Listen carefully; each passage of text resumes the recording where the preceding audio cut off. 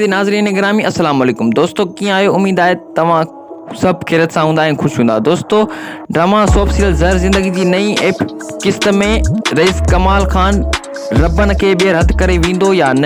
ईंदड़ किस्त में रब्बन रईस कमाल खान जे माण्हू खे चकमो ॾेई राणे खे दिलावर जे क़ैद मां आज़ादु कराए ईंदो या न?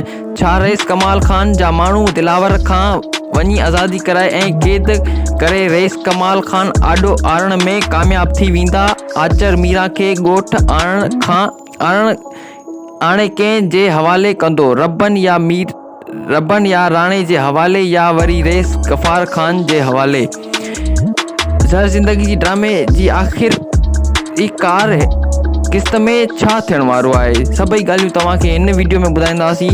दोस्तों, वीडियो शुरू करण खां पहिरियां हिकु नंढड़ी गुज़ारिश आहे त जेकॾहिं तव्हां असांजे हिन चैनल ते नवां आहियो त असांजे चैनल खे ज़रूरु सब्सक्राइब करे छॾींदा। दोस्तों, हलूं था पंहिंजी मेन वीडियो जी तरफ़।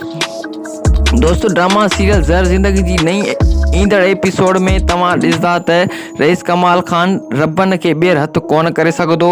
रब्बन हिन दफ़े पंहिंजे भाउ खे दिलावर जे क़ैद मां आज़ादु कराइण लाइ दिलावर ॾांहुं वेंदो ऐं पंहिंजे भाउ राणे खे आज़ादु कराए पाण सां गॾु ॻोठ वठी ईंदो।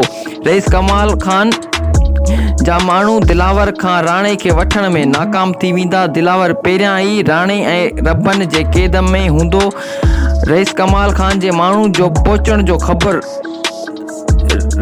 ख़बर राणे खे पइजी वेंदो। आचर मीरा खे रईस गफ़ार खान ऐं रब्बन ऐं राणे ॾांहुं वठी कोन वेंदो, छो त हू सोचींदो आहे त मीरा जो दिमाग़ी तवाज़ुन ठीकु नाहे। जेकॾहिं मां हिन खे ॻोठ वठी वियुसि त रईस कमाल खान समूरो इंतज़ाम मूं मथां हणंदो।